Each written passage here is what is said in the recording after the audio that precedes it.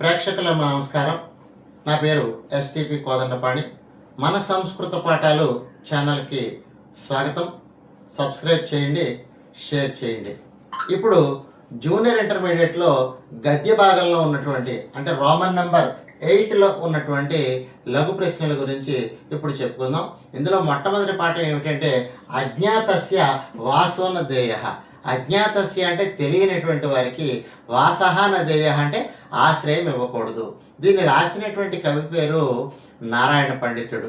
ఈ నారాయణ పండితుడు రాసినటువంటి హితోపదేశం అనే గ్రంథంలోంచి ఈ పాఠ్యభాగం స్వీకరించడం జరిగింది. అంటే ఇందులో ఉన్నటువంటి కథ ఏంటంటే ఒకనొక దీర్ఘకర్ణం అనేటటువంటి పిల్లి ఒక చెట్టు త్వరలో ఆశ్రయాన్ని ఏర్పరచుకోవడం కోసం వచ్చి ఆ చెట్టు మీద ఉండేటటువంటి పక్షి పిల్లల్ని తినడానికి అక్కడికి వస్తే అక్కడ ఒక గుడ్డిదైనటువంటి ఒకనొక గద్ద దాని యొక్క మోసానికి ఎలా పక్షుల చేత అన్నిటి చేత కూడా చంపబడింది అనేది ఈ పాఠ్యభాగంలో ఉన్నటువంటి కాన్సెప్ట్ అండి.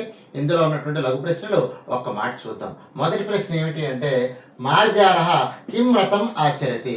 మార్జారం అనేటటువంటిది అంటే పిల్లి ఏ వ్రతం ఆచరిస్తుంది? ఏ వ్రతం ఆచరిస్తుంది అంటే చాంద్రాయణ వ్రతాన్ని ఆచరిస్తుంది. దానికి సమాధానంగా ఎలా చెప్పుకోవాలి? మార్జార చాంద్రాయణ వ్రతం ఆచరతి.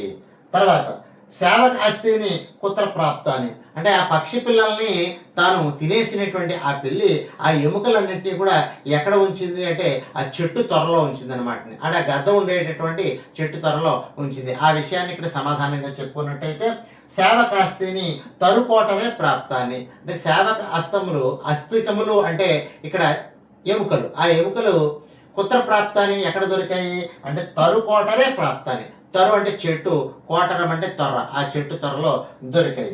కస్య వాసోనదేయ. మూడో ప్రశ్న ఏంటంటే కస్య వాసోనదేయ అంటే ఎవరికి ఆశ్రయము ఇవ్వరాదు అంటే అజ్ఞాతస్య వాసోనదేయ. దీనికి సమాధానం ఇక్కడ పైన ఉన్నటువంటి ఈ శీర్షిక అంటే ఈ టైటిల్నే సమాధానంగా చెప్పుకోవచ్చు. అజ్ఞాతస్య వాసో నదేయ.